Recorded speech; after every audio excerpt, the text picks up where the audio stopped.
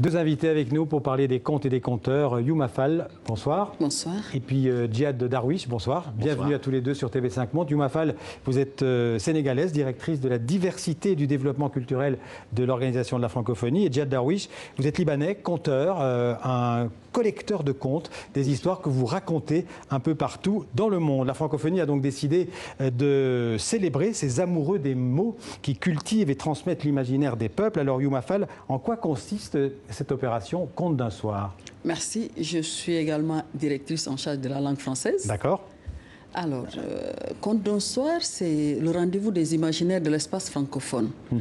Nous avons un bel espace avec une langue en partage, mais avec la diversité comme marqueur, comme nécessité. Et donc, la francophonie a décidé de célébrer la diversité culturelle à travers donc, cette langue, faire dialoguer les imaginaires le temps d'un événement. Donc, tous les ans, des conteurs... C'est la première cette année, hein? C'est la première édition. Et tous les ans, des conteurs vont se réunir le temps d'un événement dans un territoire.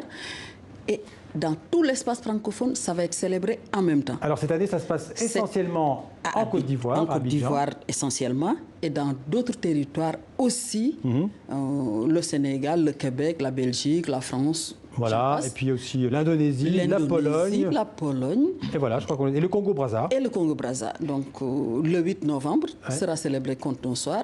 Et à partir de l'année prochaine, ce sera le deuxième vendredi du mois d'octobre. N'importe qui. Oui. Voilà. L'année prochaine, c'est le 9 octobre déjà. Vous êtes un conteur professionnel, mais n'importe qui peut participer à cette opération. Il faut que ce soit des conteurs quand même. Oui. Enfin, le conte n'est pas la propriété de quelqu'un, voilà, la propriété de l'humanité. Qu'est-ce que c'est un conte pour vous? Un conte, c'est un genre littéraire à part entière? C'est un genre littéraire à part entière. C'est un art. Il a un pied dans l'art, un pied dans la littérature, le conte, mais c'est un genre littéraire à part entière. C'est quand on voit comment un conteur travaille son histoire, c'est exactement comme un romancier travaille son roman. Ça prend des mois, ça prend parfois 2 ans, ça prend 3 ans. Il y a un premier esquisse, une deuxième, une troisième. C'est plus ou moins long d'ailleurs, ça peut être très court comme ça peut être... plus ou moins long, ça peut être 5 minutes, ça peut être 1h30, ça peut être 2 heures. Voilà, un conte, c'est un éveilleur. Un conte, c'est une littérature qui est faite pour participer à construire un citoyen. C'est-à-dire le conte dans ses fonctions, ses dimensions philosophiques, artistiques. Ça peut être poétique, ça peut être philosophique, ça peut être politique aussi parfois. À mon avis, un conte est toujours poétique et politique. Impossible qu'il soit autrement. Par contre, la place du conte, c'est de dire les choses d'une façon artistique. C'est pas un discours, c'est pas un prêche non plus.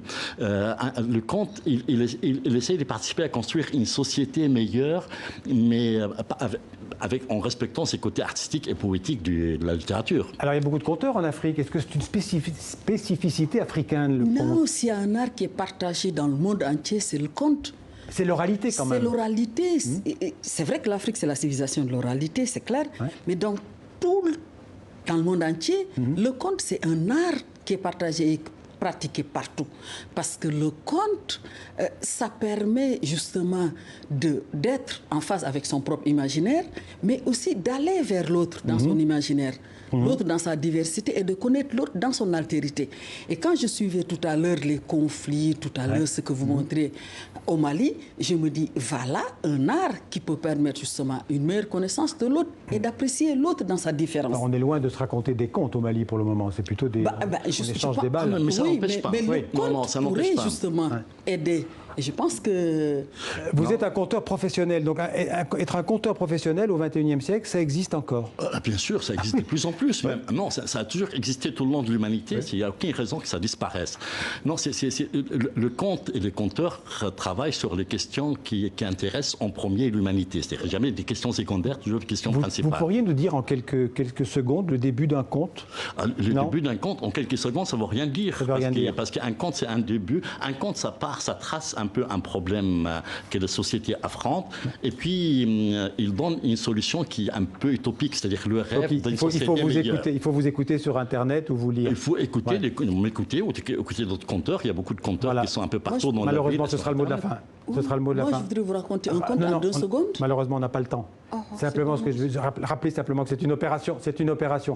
Allez-y, si vous voulez. C'était juste la souris, le chat et le chien. La souris qui rentre dans un trou, le chat qui l'attend à la porte. Et après, le chat se met à aboyer. la souris pensant que c'est un chien, est sortie.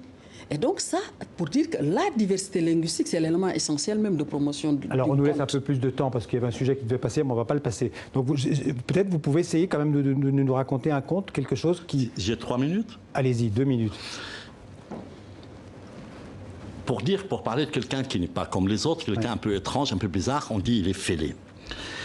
Et puis il y a un proverbe qui dit bienheureux les gens fêlés car ils laissent passer la lumière. Ils laissent passer la lumière. On raconte qu'il y avait un porteur d'eau qui avait 2 pots en terre. L'un de ces pots était fêlé. Quand il est arrivé dans un village, il avait déjà perdu la moitié de l'eau. Et un jour, le pot fêlé a dit à son maître, jette-moi, prends un autre, tu vois très bien, je perds la moitié de l'eau. Son maître lui a dit, demain, en remontant de la source, de la vallée, regarde bien et tu comprendras. Regarde par terre, parce que les gens fêlés regardent souvent les étoiles, jamais par terre. Et le lendemain, en remontant de la source, de la vallée, le pot fêlé a regardé par terre. De son côté, il a vu des fleurs de toutes les couleurs. De l'autre côté, c'était absolument sec, il n'y avait rien. Son maître lui a dit, tu vois, quand j'ai vu que tu étais fêlé, quand j'ai vu que tu perdais l'eau, j'ai mis quelques graines de ton côté, tu les as arrosées sans t'en rendre compte et les fleurs ont poussé. Et moi, le porteur d'eau, chaque fois que je monte cette pente impossible, je regarde les fleurs et le chemin devient léger à mon cœur. Alors bienvenue à tous les conteurs et tous les fêlés. Ils laissent passer la lumière. Merci Djad Darwish, merci Youma Fall. Merci.